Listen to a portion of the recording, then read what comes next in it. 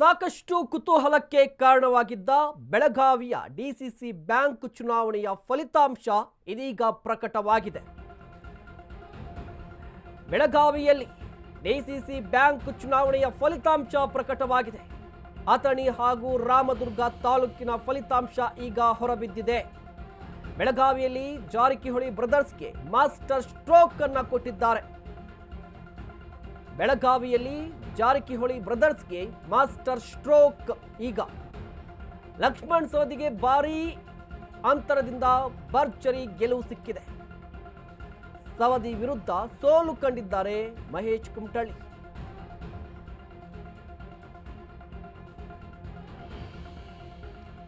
ಸಾಕಷ್ಟು ಕುತೂಹಲಕ್ಕೆ, ಸಾಕಷ್ಟು ಪ್ರತಿಷ್ಠೆಯ ಜಿದ್ದಾಜಿದ್ದಿಗೆ ಕಾರಣವಾಗಿದ್ದಂತಹ ಬೆಳಗಾವಿ ಡಿಸಿಸಿ ಬ್ಯಾಂಕ್ ಚುನಾವಣೆಯ ಫಲಿತಾಂಶ ಈಗ ಪ್ರಕಟಗೊಳ್ತಾ ಇದೆ. ಅಥಣಿಯಲ್ಲಿ ಲಕ್ಷ್ಮಣ್ ಸವದಿಗೆ ಬರೋಬ್ಬರಿ 122 ಮತ. ಸವದಿ ವಿರುದ್ಧ ಮಹೇಶ್ ಕುಮಟಳ್ಳಿ ಸೋಲು ಕಂಡಿದ್ದಾರೆ. ಆ ಮೂಲಕ ಸತೀಶ್ ಜಾರಕಿಹೊಳಿ ಬ್ರದರ್ಸ್ಗೆ ಮಾಸ್ಟರ್ ಸ್ಟ್ರೋಕ್ ಆಗಿದೆ. ಬೆಳಗಾವಿಯ ಡಿಸಿಸಿ ಬ್ಯಾಂಕ್ ಅಂತ ಬಂದರೆ 2006ರಿಂದ ಕೂಡ ರಾಜ್ಯ ರಾಜಕಾರಣದ ಮೇಲೆ ಸಾಕಷ್ಟು ಪರಿಣಾಮವನ್ನು ಬೀರ್ತಾ ಇದೆ ಈ ಚುನಾವಣೆಯ ಫಲಿತಾಂಶ. 2006ರಲ್ಲಿ ನಡೆದಂತಹ ರಾಜಕೀಯ ಬೆಳವಣಿಗೆಗಳು, ಅದಾದ ಬಳಿಕ 2019ರಲ್ಲೂ ಕೂಡ ಡಿಸಿಸಿ ಬ್ಯಾಂಕ್ ಚುನಾವಣೆ ರಾಜ್ಯ ರಾಜಕಾರಣದ ಮೇಲೆ ಸಾಕಷ್ಟು ಪರಿಣಾಮ ಬೀರಿತ್ತು. ಸೊ ಈಗ ಮತ್ತೆ ಡಿಸಿಸಿ ಬ್ಯಾಂಕ್ ಚುನಾವಣೆಯ ಫಲಿತಾಂಶ ಹೊರಬರ್ತಾ ಇದೆ. ಒಂದು ಕಡೆ ಸತೀಶ್ ಜಾರಕಿಹೊಳಿ ಬ್ರದರ್ಸ್ಗೆ ಮಾಸ್ಟರ್ ಸ್ಟ್ರೋಕ್ ಅಂತ ಹೇಳ್ತಾ ಇದ್ದಾರೆ. ಇವತ್ತಿನ ಈ ಫಲಿತಾಂಶ ಬೆಳಗಾವಿ ರಾಜಕಾರಣಕ್ಕೆ ಸಂಬಂಧಪಟ್ಟಂತೆ ಯಾವ ರೀತಿಯ ಪರಿಣಾಮ ಬೀರುತ್ತೆ ಅನ್ನುವ ಕುತೂಹಲ ಇದೆ. ನಿಪ್ಪಾಣಿಯಲ್ಲಿ ಅಣ್ಣಾ ಸಾಹೇಬ್ ಗೆಲುವು, ರಾಮದುರ್ಗದಿಂದ ಮಲ್ಲಣ್ಣ, ಯಾದವಾಡಗೆ ಜಯ ಸಿಕ್ಕಿದೆ. 3 ಮತಗಳ ಅಂತರದಲ್ಲಿ ಗೆಲುವು ಸಾಧಿಸಿದ್ದಾರೆ ಮಲ್ಲಣ್ಣ.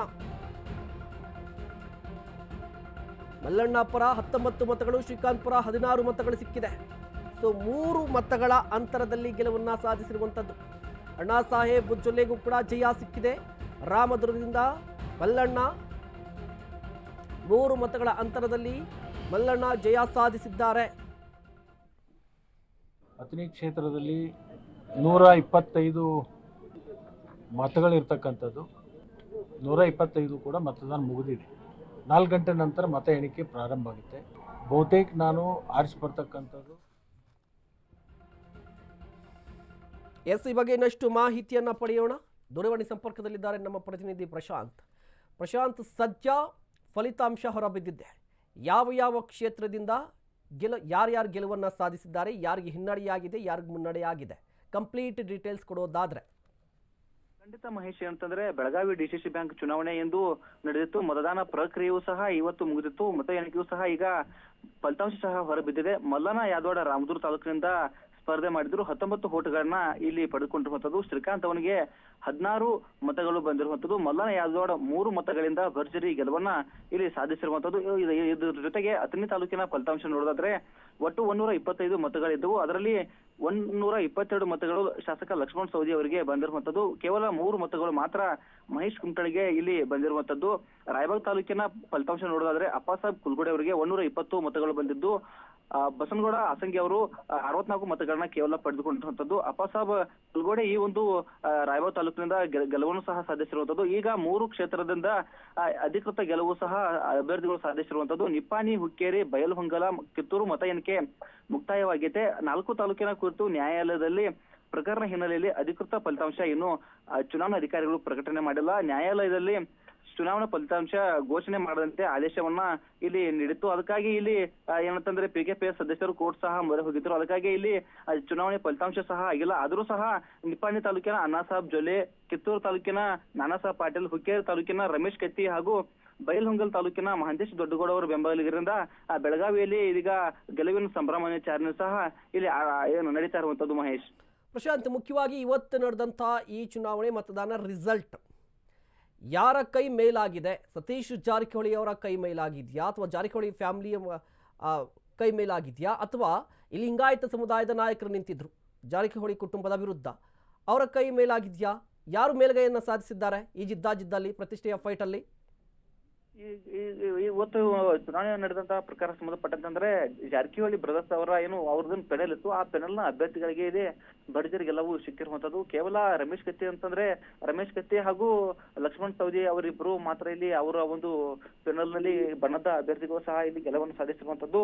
ಇದೀಗ ಮೊನ್ನೆ ಅಷ್ಟು ಸಹ 9 ಜನ ಅಭ್ಯರ್ಥಿಗಳು ಏನ್ ಜಾರಕಿಹೊಳಿ ಪರ ಏನಿದ್ದಾರೆ ಅವರ ಬೆಂಬಲಿಗರು ಮಾತ್ರ ಇಲ್ಲಿ ಅವಿರೋಧವಾಗಿ ಆಯ್ಕೆ ನಡೆರುವಂತದ್ದು. ಇಲ್ಲಿ 3 ಜನ ಸಹ ಅಂತಂದ್ರೆ ಆ 3ರ ಪೈಕಿ ಈ ಒಬ್ಬರು ಅಭ್ಯರ್ಥಿ ಏನಂತಂದ್ರೆ ರಾಯಬಾಗದಿಂದ ಸ್ಪರ್ಧೆ ಇರುವಂತದ್ದು. ಅಪಸಾಬ್ ಕುಲಗಡೆ ಅವರು ಜಾರಕಿಹೊಳಿ ಪೆನಲ್ ದಿಂದ ಸ್ಪರ್ಧೆ ಮಾಡಿದ್ರು, ಅವರು ಸಹ ಇಲ್ಲಿ ಗೆಲುವು ಸಾಧಿಸಿರುವಂತದ್ದು. ಈಗ ಈ ಒಂದು ಮಾಹಿತಿ ಹೊಂದಿರುವಂತದ್ದು ಅಧಿಕೃತ ಮಾಹಿತಿ ಇನ್ನು 4 ಜನರ ಏನು ಮಾಹಿತಿ ಇದೆ ಅದು ಬಂದ ತಕ್ಷಣ ಸಂಪೂರ್ಣ ಮಾಹಿತಿ ಮತ್ತೊಂದು ಕಡೆ ನೋಡಿ, ಇವತ್ತಿನ ಈ ರಿಸಲ್ಟ್ ಬೆಳಗಾವಿ ರಾಜಕಾರಣದಲ್ಲಿ ಏನೆಲ್ಲ ಪರಿಣಾಮ ಬೀರುತ್ತೆ ಅಂತ ಹೇಳಿ, ಇದ್ರ ಜೊತೆಗೆ ರಾಜ್ಯ ರಾಜಕಾರಣದಲ್ಲೂ ಕೂಡ ಈ ಹಿಂದೆ ಸಾಕಷ್ಟು ಬೆಳವಣಿಗೆ ಬೀರಿತ್ತು. DCC ಬ್ಯಾಂಕ್ ಚುನಾವಣೆ ನಂತರ ರಾಜ್ಯ ರಾಜಕಾರಣದಲ್ಲೂ ಕೂಡ ಒಂದಿಷ್ಟು ಬೆಳವಣಿಗೆ ಆಗಿತ್ತು. 2006ರಲ್ಲಿ, 2019ರಲ್ಲಿ, ಈಗ 2025ರಲ್ಲಿ ಇದ್ದೀವಿ. ಸೊ ಒಂದು ಬೆಳಗಾವಿ ರಾಜಕಾರಣದಲ್ಲಿ ಯಾವ ರೀತಿಯ ಪರಿಣಾಮ ಬೀರುತ್ತೆ, ಅದೇ ರೀತಿಯಾಗಿ ರಾಜ್ಯ ರಾಜಕಾರಣಕ್ಕೆ ಸಂಬಂಧಪಟ್ಟಂತೆ ಏನೆಲ್ಲ ಆಗಬಹುದು, ಏನಾದರೂ ಪರಿಣಾಮ ಬೀರುವ ಸಾಧ್ಯತೆ ಇದೆಯಾ?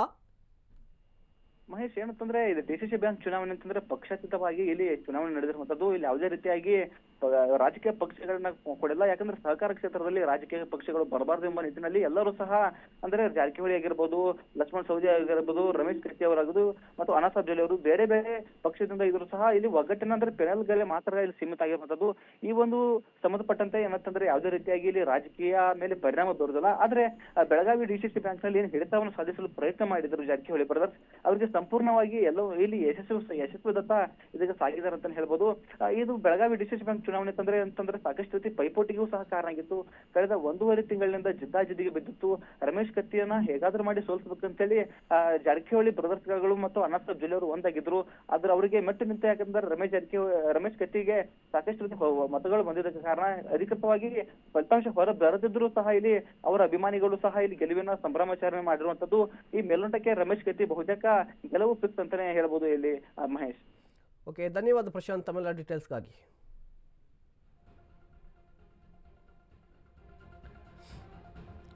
ಬೆಳಗಾವಿ DCC ಬ್ಯಾಂಕ್ ಚುನಾವಣೆಯ ಫಲಿತಾಂಶ ಈಗ ಪ್ರಕಟವಾಗಿದೆ. ಅಥಣಿ ತಾಲೂಕಿನ ಕ್ಷೇತ್ರದಿಂದ ಲಕ್ಷ್ಮಣ್ ಸವದಿ ಅವರಿಗೆ ಭರ್ಜರಿ ಜಯ ಸಿಕ್ಕಿದೆ. 125 ಮತಗಳಿತ್ತು, 122 ಮತಗಳನ್ನು ಪಡೆದಿದ್ದಾರೆ ಲಕ್ಷ್ಮಣ್ ಸವದಿ ಅವರು. ಅವರ ವಿರುದ್ಧ ನಿಂತಿದ್ದಂಥ ಮಹೇಶ್ ಕುಮಟಳ್ಳಿ ಸೋಲನ್ನು ಕಂಡಿದ್ದಾರೆ. ಕೇವಲ 3 ಮತ ಮಾತ್ರ ಸಿಕ್ಕಿದೆ.